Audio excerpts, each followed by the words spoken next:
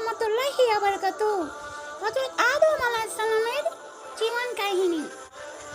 আল্লাহর সিদ্ধান্ত। আল্লাহ তাআলা ফেরেশতাদের উদ্দেশ্যে ঘোষণা করলেন, আমি পৃথিবীতে একজন পথনদী খলিফা সৃষ্টি করতে চাই। সূরা বাকারা 30।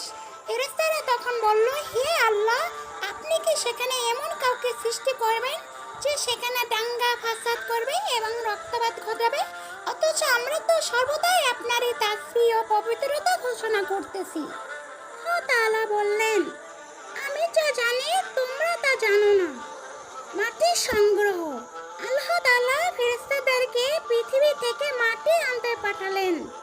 প্রথম ফেরেশতা জিবরাইল আলাইহিস সালাম গেলেন পৃথিবী থেকে মাটি আনতে। মাটি অনুরোধ করলো, আমাকে কেটে নিয়ে যেও না, আমি আশ্রয় চাই। তাই তিনি ফিরে এলেন। আর মিকাইল আলাইহিস সালাম গেলেন, সেও পৃথিবীর অনুরোধে মাটি নিয়ে এলেন না। এরপর ইসরাফিল আলাইহিস সালাম গেলেন, সেও একইভাবে ফিরে এলেন। শেষে মালাকুল মউত আজরাইল আলাইহিস সালাম গেলেন। তিনি বললেন, আল্লাহর আদেশে মানতেই হবে।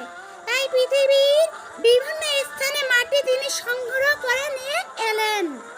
কারণেই আল্লাহ তাআলা মালাকুল মউত আলাইহিস সালামকে মানুষের জান কবজ করার দায়িত্ব দিলেন।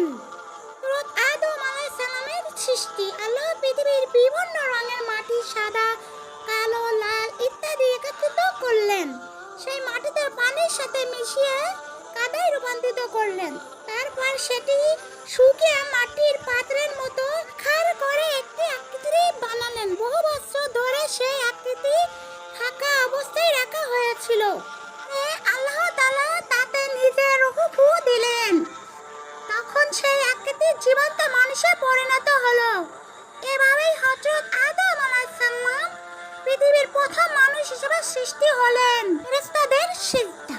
হযরত আদম আলাইহিস সালামকে আল্লাহ জ্ঞান দিলেন এবং ফেরেশতাদের সামনে তার জ্ঞান পরীক্ষা নিলেন।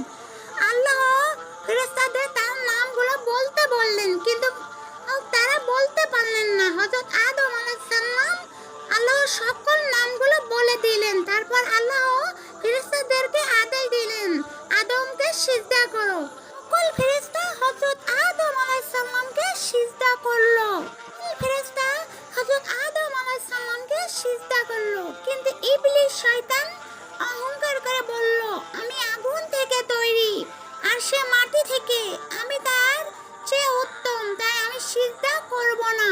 ওর কথা অমান্য করার ফলস্বরূপ আল্লাহ তাকে অভিশপ্ত করলেন এবং জান্নাত থেকে বহিষ্কার করলেন। তাদের জীবন ও হাওয়া আলাইহিস সালামের সৃষ্টি। হযরত আদম আলাইহিস সালামকে জান্নাতে স্থান দিলেন, কিন্তু তিনি একা ছিলেন। তাই তার পাঁজরের হাড় থেকে বিবি হাওয়া আলাইহিস সালামকে আল্লাহ তাআলা সৃষ্টি করলেন। তারা দুজন জান্নাতে সুখে থাকতে লাগলেন। শয়তানের প্রতারণা। আল্লাহ তাদের বলে দিলেন, তোমরা জান্নাতের সকল ফল খেতে পারো, তবে ওই নির্দিষ্ট গাছের গোড়ায় যেও না। কিন্তু শয়তান এসে প্রতারণা করলো। সে বলল, তোমরা যদি ওই গাছের ফল খাও তবে চিরকাল জান্নাতে থাকতে পারবে। হযরত আদম আলাইহিস সালাম শয়তানের প্ররোচনায় পড়ে হাওয়া আলাইহিস সালাম ভুলবশত সেই ফল খেয়ে ফেলেন। ফল খাওয়ার কারণে তাদের লজ্জা প্রকাশ পেল। তারা আল্লাহর কাছে ক্ষমা চাইলেন, হে আমাদের রব, আমরা নিজেদের প্রতি জুলুম করেছি। যদি আপনি আমাদের ক্ষমা না করেন আমরা ক্ষতিগ্রস্ত হব। তারা তাদেরকে ক্ষমা করলেন, তবে নির্দেশ দিলেন, এখন তোমরা পৃথিবীতে নেমে যাও।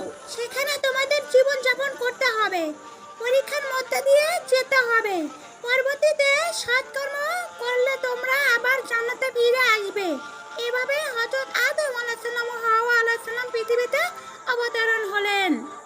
আল্লাহ মানুষকে প্রতিনিধি খলিফা হিসেবে সৃষ্টি করেছেন। অহংকারের কারণে ইবলিস ধ্বংস হয়েছে। মানুষ ভুল করলে ক্ষমা চাইতে হবে। পৃথিবী আমাদের জন্য পরীক্ষা।